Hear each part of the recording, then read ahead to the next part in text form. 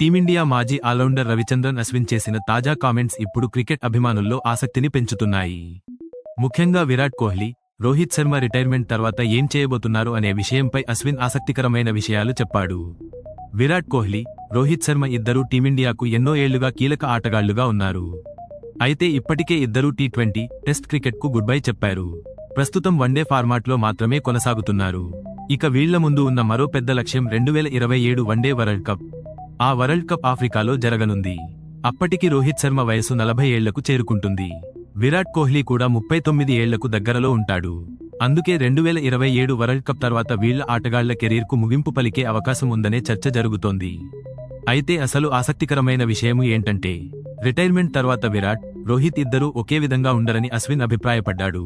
విరాట్ కోహ్లీ కోచ్గా మారే అవకాశం తనకు కనిపించడం లేదని అశ్విన్ చెప్పాడు. కోహ్లీ చాలా కాలం క్రికెట్ ఆడిన తర్వాత కొంతకాలం పూర్తిగా క్రికెట్కు దూరంగా ఉండాలని కోరుకోవచ్చని అశ్విన్ భావించాడు. అయితే రోహిత్ శర్మ విషయంలో మాత్రం అశ్విన్ పూర్తిగా భిన్నమైన అభిప్రాయం చెప్పాడు. రోహిత్ క్రికెట్కు రిటైర్మెంట్ ప్రకటించిన తర్వాత కూడా ఏదో ఒక రూపంలో క్రికెట్తో కొనసాగవచ్చని అశ్విన్ అన్నాడు. ముఖ్యంగా రోహిత్కు ఐపీఎల్ ఫ్రాంచైజీ ముంబై ఇండియన్స్తో ప్రత్యేకమైన అనుబంధం ఉంది. రోహిత్ ముంబై ఇండియన్స్కు కెప్టెన్గా ఏకంగా 5 ఐపీఎల్ టైటిల్స్ అందించాడు. అంతేకాదు, టీమిండియాకు వరల్డ్ కప్ గెలిపించిన కెప్టెన్గా కూడా నిలిచాడు. అందుకే రోహిత్ ఒకవేళ ఇకపై ఆడకూడదని నిర్ణయించుకుంటే, ముంబై ఇండియన్స్ అతన్ని ఏదో ఒక బాధ్యతలో వెంటనే తమతో కొనసాగిస్తుందని అశ్విన్ అభిప్రాయపడ్డాడు. ఇక ప్రస్తుతం వన్డే క్రికెట్లో విరాట్ కోహ్లీ, రోహిత్ శర్మ ఇద్దరా ప్రపంచంలోనే అత్యధిక పరుగులు చేసిన యాక్టివ్ ప్లేయర్లలో ఉన్నారు. వన్డేల్లో సెంచరీలు చేసిన ఆటగాళ్లలో కూడా వీళ్ళిద్దరూ ముందంజలో ఉన్నారు. ఇటీవల ఇంగ్లాండ్తో జరిగిన వన్డే సిరీస్లో కూడా వీళ్ళిద్దరూ ఆడారు.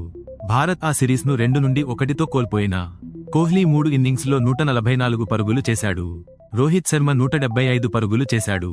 ఇందులో లార్డ్స్ వేదికగా రోహిత్ చేసిన 138 పరుగుల ఇన్నింగ్స్ ప్రత్యేకంగా నిలిచింది. ఇక త్వరలోనే వీరిద్దరూ మళ్లీ వన్డే క్రికెట్లో కనిపించే అవకాశం ఉంది. సెప్టెంబర్ 27 నుంచి వెస్టిండీస్తో భారత్ 3 వన్డేల సిరీస్ ఆడనుంది. అంటే 2027 వరల్డ్ కప్ వరకు కోహ్లీ, రోహిత్ ప్రయాణం ఎలా సాగుతుంది? ఆ తర్వాత వీళ్ళిద్దరూ క్రికెట్లో ఏ పాత్రలో కనిపిస్తారు అనే ప్రశ్నలకు మాత్రం కాలమే సమాధానం చెప్పాలి. కానీ అశ్విన్ చెప్పినట్లుగా రోహిత్ క్రికెట్తో మరో రూపంలో కొనసాగుతాడా? విరాట్ మాత్రం పూర్తిగా బ్రేక్ తీసుకుంటాడా అనేది ఇప్పుడు ఆసక్తికరంగా మారింది. ఇలాంటి ఆసక్తికరమైన అప్డేట్స్ కోసం మా ఛానల్ని సబ్స్క్రైబ్ చేసుకుని మీ అభిప్రాయాన్ని కామెంట్ రూపంలో తప్పకుండా చెప్పండి.